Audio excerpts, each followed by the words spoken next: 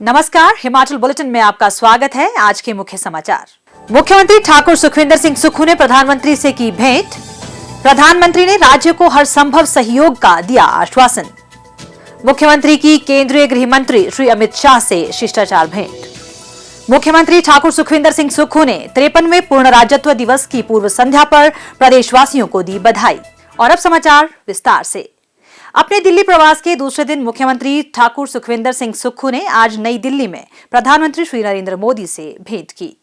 प्रदेश के मुख्यमंत्री का कार्यभार ग्रहण करने के उपरांत ठाकुर सुखविंदर सिंह सुक्खू की प्रधानमंत्री के साथ यह पहली भेंट थी। इस अवसर पर मुख्यमंत्री ने प्रदेश में कार्यान्वित की जा रही विभिन्न विकास परियोजनाओं से संबंधित मुद्दों पर चर्चा करते हुए सभी परियोजनाओं के सफल क्रियान्वयन के लिए केंद्र से उदारतापूर्वक सहायता प्रदान करने का आग्रह किया। उन्होंने प्रधानमंत्री को केंद्र सरकार द्वारा आधारभूत संरचना को गति प्रदान करने के उद्देश्य से आरंभ की गई प्रधानमंत्री गति शक्ति योजना तथा रज्जू मार्ग के निर्माण के लिए पर्वतमाला योजना को प्रदेश में सफलतापूर्वक क्रियान्वित करने के प्रति आश्वस्त करते हुए कहा कि इन दोनों योजनाओं से प्रदेश के लोग लाभान्वित होंगे।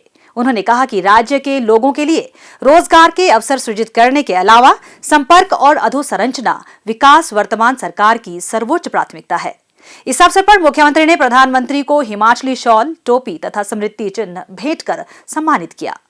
प्रधानमंत्री ने ठाकुर सुखविंदर सिंह सुक्खू को हिमाचल का मुख्यमंत्री बनने पर शुभकामनाएं दी और प्रदेश को हर संभव सहयोग प्रदान करने का आश्वासन भी दिया। मुख्यमंत्री ठाकुर सुखविंदर सिंह सुक्खू ने आज नई दिल्ली में केंद्रीय गृह मंत्री श्री अमित शाह से भी शिष्टाचार भेंट की। मुख्यमंत्री ठाकुर सुखविंदर सिंह सुक्खू ने हिमाचल प्रदेश के 53वें पूर्ण राज्यत्व दिवस की पूर्व संध्या पर प्रदेशवासियों को बधाई दी है। अपने शुभकामना संदेश में मुख्यमंत्री ने कहा, मेरे प्यारे भाइयों और बहनों, हिमाचल प्रदेश के 53वें पूर्ण राज्यत्व दिवस की पूर्व संध्या पर मैं समस्त प्रदेश वासियों को हार्दिक शुभकामनाएं देता हूं।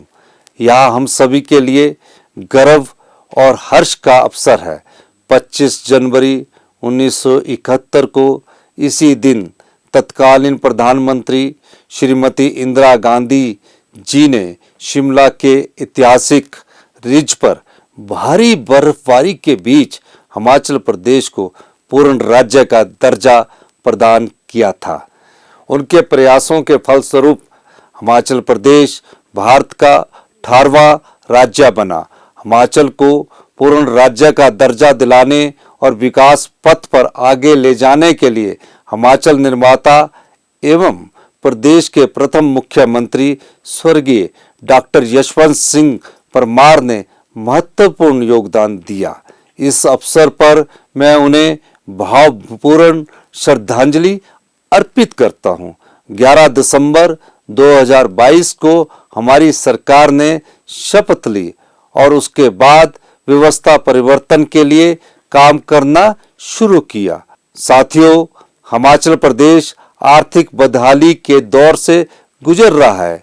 पिछली भाजपा सरकार से वर्तमान सरकार को 75,000 करोड़ का कर्ज विरासत में मिला है, जबकि कर्मचारियों को एरियर के रूप में 4,430 करोड़ रुपया, पेंशनरों की देनदारी 5,226 करोड़ रुपया, कर्मचारियों और पेंशनों का डीए 1,000 करोड़ रुपया बकाया है। इसके अलावा पिछली सरकार ने अंतिम 9 महीनों में बिना बजट का प्रावधान किए 900 संस्थान खोले व अपग्रेड किए, जिससे प्रदेश पर 5,000 करोड़ रुपए का आर्थिक बोझ पड़ा। एनपीएस का लगभग 8,000 करोड़ रुपया केंद्र सरकार के पास फंसा है। इसके बावजूद प्रदेश सरकार ने पुरानी पेंशन देने का वादा पूरा किया है। इस निर्णय से राज्य के लगभग 1,36,000 एनपीएस कर्मचारियों को लाभ मिलेगा। पुरानी पेंशन देने का प्रदेश सरकार का यह कोई राजनीतिक फैसला नहीं है। हमारा इरादा है कि सरकारी अधिकारी कर्मचारियों के आत्मसम्मान की रक्षा हो तथा उन्हें सामाजिक सुरक्षा मिले, क्योंकि जिन्होंने प्रदेश की विकास की गाथा लिखी है, हम कर्मचारियों को डीए और पेंशन भोगियों को उनके लाभ प्रदान करने के लिए वचनबद्ध है। सरकारी अधिकारियों और कर्मचारियों कि प्रदेश के विकास में महत्वपूर्ण भूमिका रहती है। मैं सभी के बहुमूल्य योगदान की सराहना करता हूं। आज के इस शुभ अवसर पर मैं सभी सरकारी कर्मचारियों, भाइयों व बहनों से कहना चाहता हूं कि आप अंतिम पंक्ति में खड़े प्रत्येक पात्र व्यक्ति तक पहुंचे जिन्हें अभी तक सरकारी योजनाओं का लाभ नहीं मिला है। मैंने व्यक्तिगत जीवन में संघर्ष देखा है, इसलिए आम आदमी की समस्याओं से भली भांति परिचित हूं। उनकी समस्याओं को सुलझाने के लिए सरकार धरातल पर काम करेगी। कर्जे के भारी बोझ के बावजूद प्रदेश सरकार अपने सभी वादों को पूरा करने के लिए दृढ़ता के साथ काम कर रही है। इसके लिए कुछ कड़े फैसले लेने की आवश्यकता है। मैं आपको पूरा विश्वास दिलाता हूं कि आने वाले 4 वर्षों में हम प्रदेश की अर्थव्यवस्था को पटरी पर लाएंगे। इसमें आप सभी के सहयोग की आवश्यकता है। मैं कहना चाहता हूं कि वर्तमान सरकार अपने सभी वादों को पूरा करेगी। मैं कहता आया हूं कि हम सत्ता में सुख के लिए नहीं बल्कि व्यवस्था परिवर्तन के लिए आए हैं। व्यवस्था परिवर्तन रातों रात नहीं हो सकता।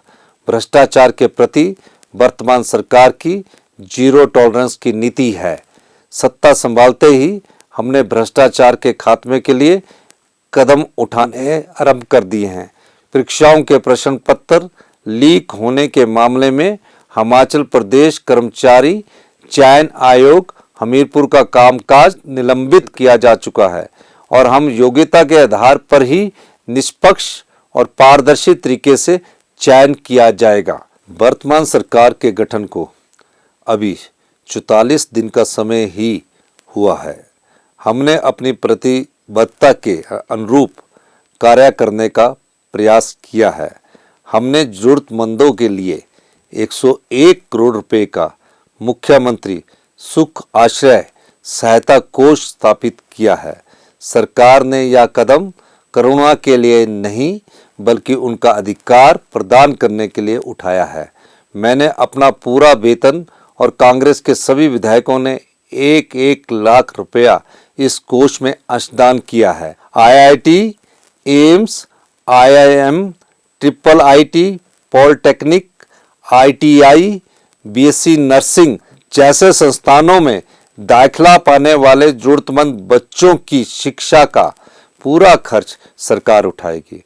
उन्हें जेब खर्च के रूप में 4,000 रुपया भी मासिक दिया जाएगा।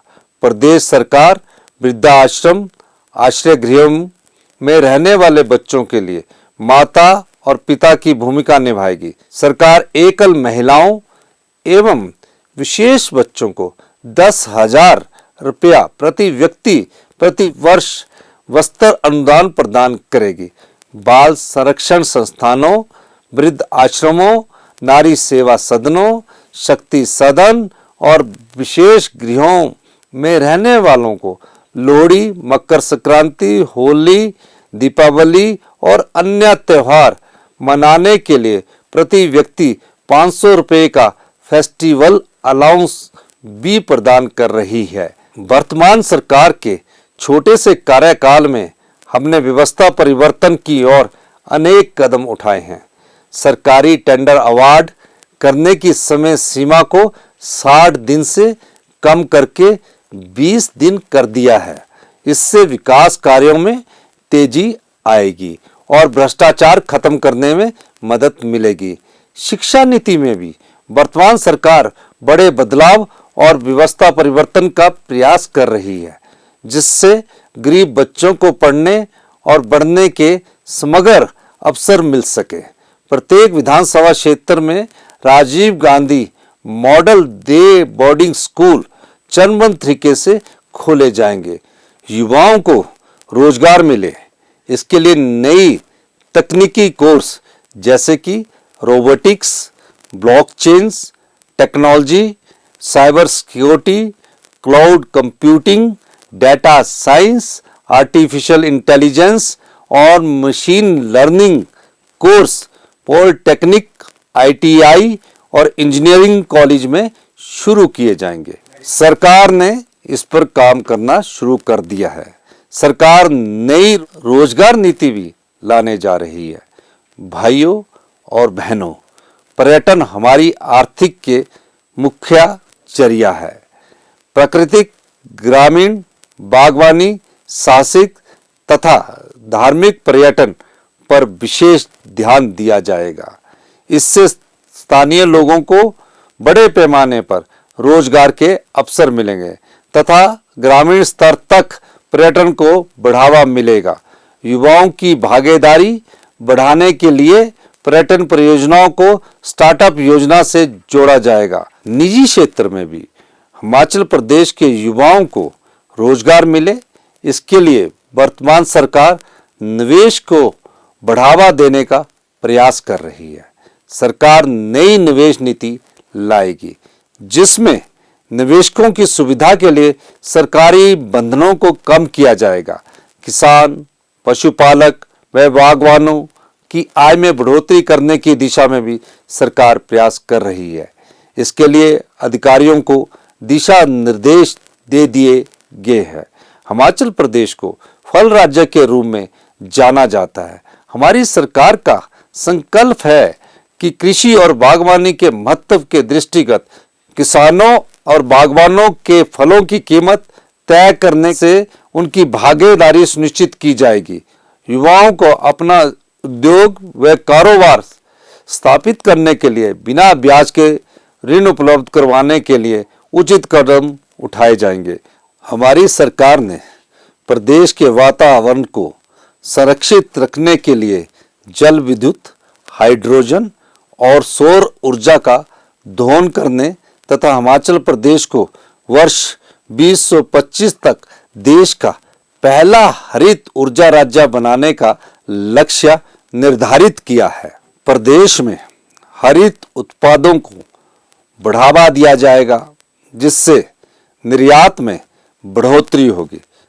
सरकार आगामी वित्तीय वर्ष में 500 मेगावाट तक की सौर परियोजनाएं स्थापित करेगी। प्रदेश सरकार ने राज्य में ग्रीन एनर्जी को बढ़ावा देने का निर्णय भी किया है। इसके लिए इलेक्ट्रिक वाहनों को प्रोत्साहन दिया जाएगा। प्रदेश सरकार ने इलेक्ट्रिकल वाहनों को चरणबद्ध तरीके से बढ़ावा देने का निर्णय किया है।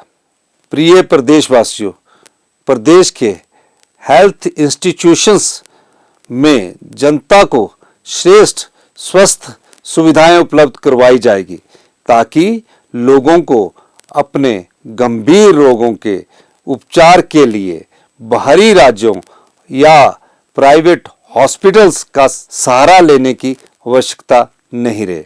आईजीएमसी, टांडा और हमीरपुर मेडिकल कॉलेज में रोबोटिक सर्जरी की सुविधा दी जाएगी।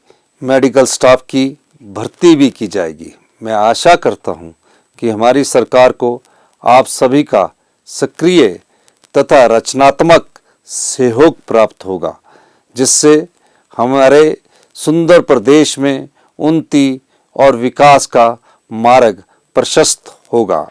पूर्ण राज्यत्व के अवसर पर मैं एक बार पुनः आप सभी को शुभकामनाएं देता हूं तथा प्रदेश व आपके उज्जवल भविष्य की कामना करता हूं। मैं एक बार फिर दोहराना चाहता हूं, हम सत्ता के लिए नहीं बल्कि व्यवस्था परिवर्तन के लिए आए हैं जिसमें आप सभी का सहयोग जरूरी है। जय हिंद, जय हिमाचल। हिमाचल बुलेटिन देखने के लिए सब्सक्राइब करें YouTube channel information and public relations department HP, follow करें ट्विटर @DPRHP, लाइक करें Facebook page information and public relations department Himachal Pradesh, visit करें वेबसाइट www.himachalpr.gov.in। इस अंक में इतना ही, कल फिर होगी मुलाकात। दीजिए इजाजत, नमस्कार।